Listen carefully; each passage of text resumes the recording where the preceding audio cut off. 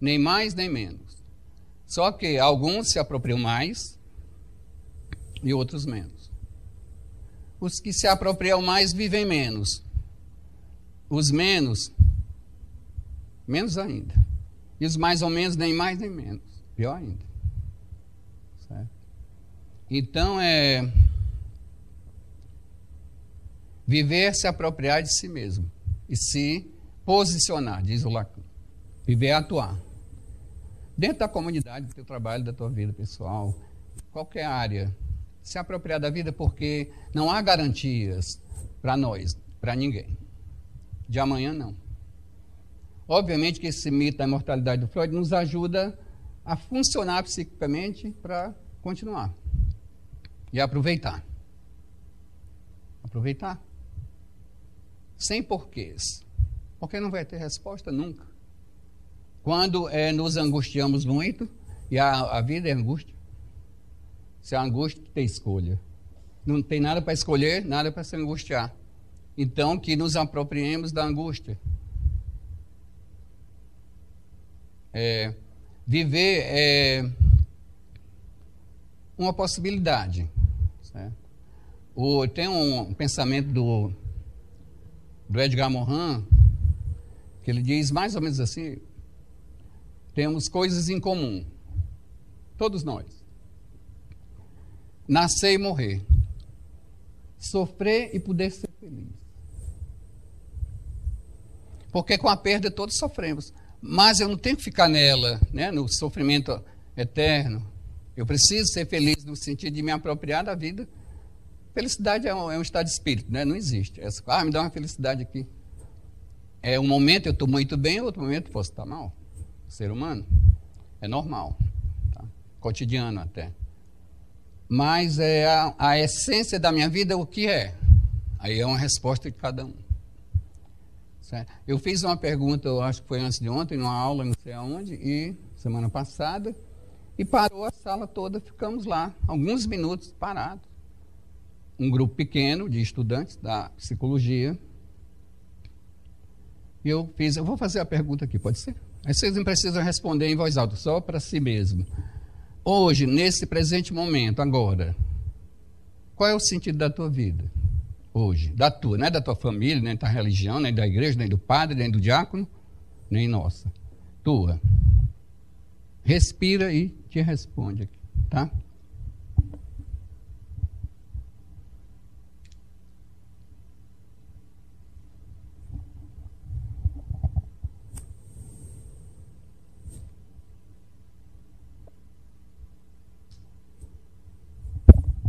Alguém quer falar, mesmo não tendo que falar? Só para colaborar aqui com a reflexão. Qualquer coisa. Depois a gente esquece. Alguém? Assim? Comendo a unha só. Pensei que tu já estava. Ok? Sim? Podemos pensar, o que é que significa viver hoje para mim? De mais importante, obviamente. Porque eu tenho que trabalhar, eu tenho que estudar, eu tenho faculdade, fazer supermercado. Não. Isso é sobreviver. Só. O que me apraz na vida, o que me liga à vida, o que me dá gana de viver, o que é que me mobiliza hoje, presentemente? É uma pergunta que é importante ser feita para si mesmo, de vez em quando, porque a gente vive no piloto automático do capitalismo, né, que compra. Não que não tem importância, tudo tem importância, na medida de cada um, obviamente. Cada um tem uma medida. Mas qual o objetivo? O que nós estamos aqui do planeta, Terra, que a gente está acabando com o planeta, etc. Fazendo o que aqui? Aí muita angústia, voltando, a angústia se apropriar, cada um da sua maneira, aí muita gente vai para a religião.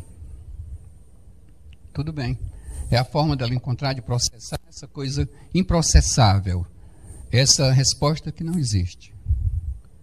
Mas, independente de existir ou não existir, eu estou aqui. Eu estou aqui. O Alcione falou um negócio tão interessante que eu achei muito legal. Vou citá-lo nas minhas palestras. Olha que bom vir ao cemitério e sair andando do cemitério, ir para casa e passear, tomar uma cerveja. Gostei. Vou sair a pé andando aqui, até a calçada. Me pega lá embaixo, tá? Que bom sair do hospital, também do hospital é bom, né? Eu vivi uma experiência dessa, por isso quando você falou, eu estava dando aula em Santa Rosa, mês passado, atrasado, sei lá, e foi em cima uma palestra um dia antes, ela me dá, você fica aqui no hospital. Nossa, um apartamento ótimo, suíte, etc. Nossa, que bom estar nesse hospital aqui, eu vou acordar aqui e vou embora para casa. Ah, eu lembrei. Porque a questão é cultural, né? Na Idade Média, século XV, XIV, XV, o cemitério era ponto de encontro.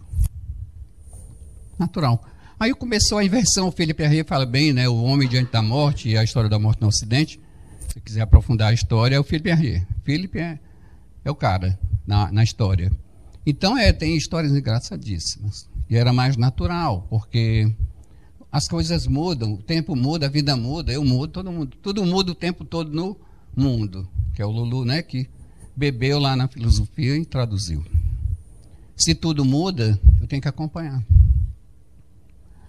Mas eu não posso ficar no piloto automático do sistema andando e esperando a morte chegar. Que significado eu dou hoje à minha vida? Eu preciso disso para me apropriar de mim.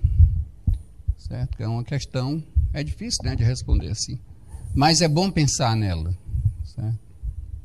Qual o meu propósito aqui no planeta? Então, a morte ela fecha, né? É o chamado círculo heideggeriano. É o Heidegger, a circularidade heideggeriana. Há de ter o começo, meio e fim. Porque imagina ser imortal. Como deveria. Imagina o romance da Simone de Beauvoir, Todos os Homens São Mortais, né, que muita gente já leu. O personagem toma o elixir da imortalidade e nunca vai morrer. Ele sofre muito, ele nunca morre. A pessoa também tem intermitência da morte. Do Saramago, pronto. A morte é inerente à vida, mas qual a resposta? A resposta, você dá a sua resposta para você mesmo. Não imponha para o outro. Como diz o William James, a verdade é uma questão de fé. Se você acredita, é a verdade, mas é a tua verdade. Não imponha a tua verdade ao outro. Porque é o fórum íntimo. A verdade é de cada um. Né? Porque quem tem a verdade? Todos, nenhum. Aí é paradoxal. Resposta, não tenho. Não tenho. Só depois, quer dizer, até agora eu não quero saber da resposta. E se houver depois, quem me garante? Eu não tenho certeza que há. Né? Convicção própria, ninguém tem. Nós temos uma conjectura. Então, se eu estou aqui, eu vou beber nessa fonte daqui. Que é uma coisa tão simplória, mas... E cada um nos seus desejos, né? Tentando alcançar e viver por viver. Não é bem uma receita. É uma reflexão, entende? Do que significa viver? Aí eu estou me expressando assim, mas viver é mais complexo do que isso. Lógico, uma fala dessa aqui é muito simplória, tá? É uma questão para você parar, pensar, né? Às vezes nem tem resposta, né? Como eu disse, às vezes o difícil não é encontrar uma resposta, é viver sem ela. Porque não há. Não há. Eu dei o meu tempo aqui já. Eu estou falando aqui. Quantas horas agora? São 8, hein? São 8? Tá, ótimo. Pronto, maravilhoso. Porque aí eu vou agora aproveitar que já tem gente da maioria da psicologia para a gente trocar uma ideia aqui. Pode perguntar qualquer coisa da área, dúvida ou contribuição, que a gente está aqui para conversar também. O leigo também, que tiver alguma dúvida do tema. Aproveitar para conversar um pouco, para não ficar só eu falando aqui.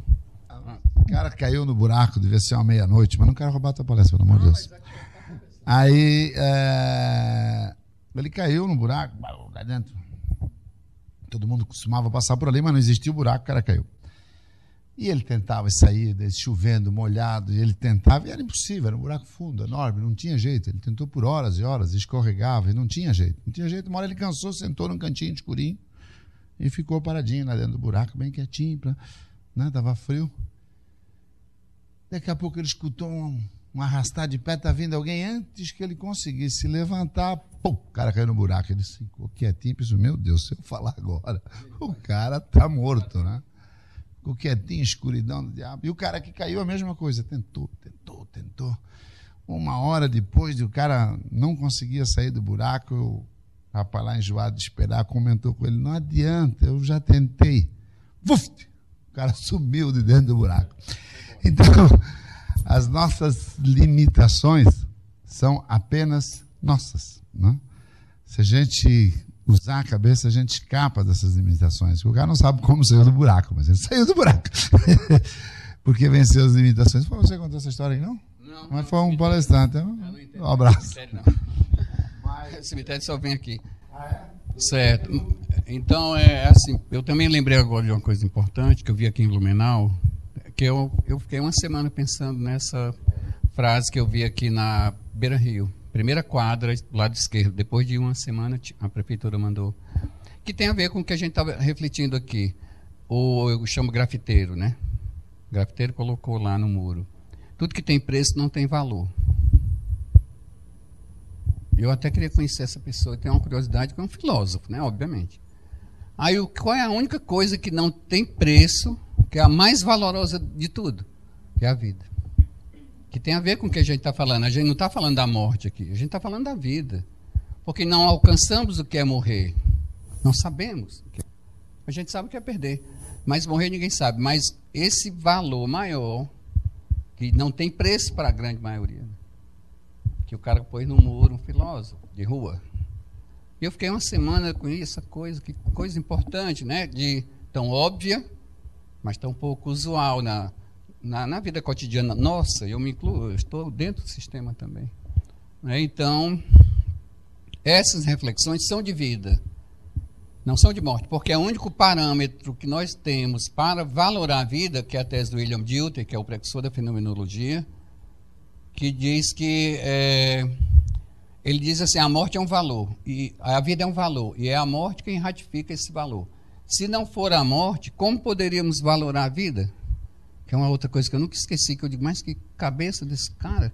Como é que a gente vai dizer, isso aqui tem? Quanto é? 1 milhão. Tá, leva.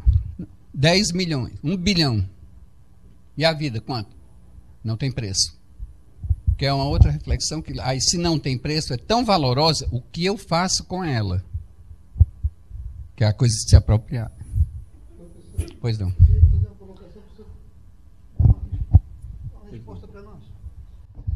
Nós temos trabalhado aqui no cemitério, não a morte ou depois da morte, ou a ressurreição, ou dar uma esperança depois dessa daqui.